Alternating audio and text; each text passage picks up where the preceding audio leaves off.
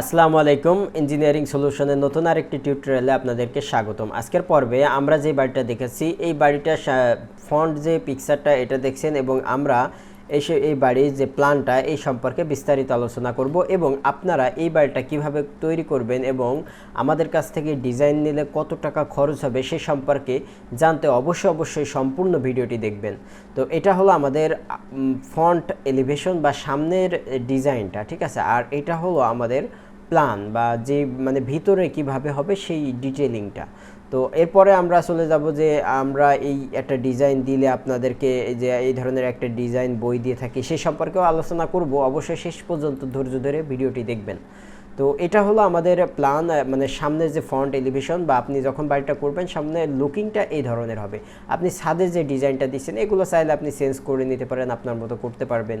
এখানে মানে কিছু চেঞ্জ করার অবশ্যই সুযোগ আছে, কিন্তু সামনের লুকিংটা এই ধরনের আসতে পারে, অথবা যদি আপনি চেঞ্জ করেন তাহলে সেইভাবে আসবে। তো এখন আমরা মূলত এই বাড়িটার ভিতরের অংশটা দেখব।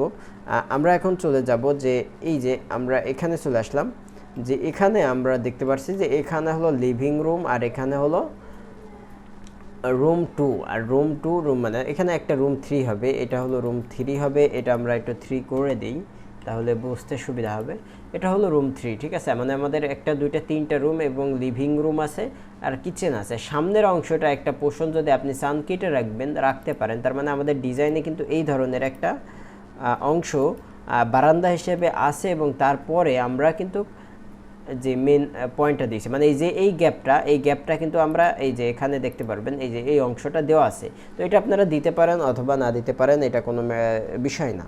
তো এটা হলো আমাদের আউটলুকিং আর এটা হলো আমাদের প্ল্যান।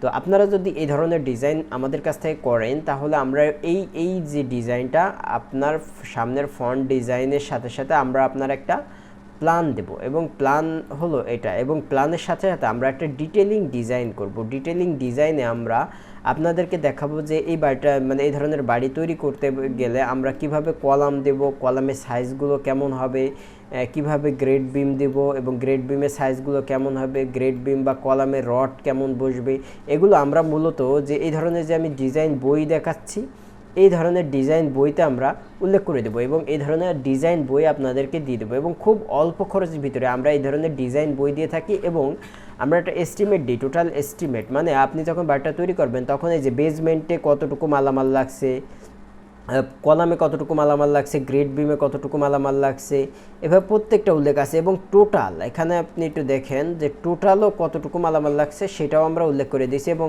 কত মিলি রড কতটুকু লাগছে সেটাও উল্লেখ করে দিয়েছি। তো এইভাবে আমরা একটা এস্টিমেট দিব এবং একটা ডিজাইন বই দিব। আপনারা চাইলে আমাদের কাছে যদি ডিজাইন করে থাকেন তাহলে অবশ্যই আমাদের নক করবেন, তাহলে আমরা এই ধরনের একটা ডিজাইন বই পাবেন এবং এস্টিমেট পেয়ে যাবেন।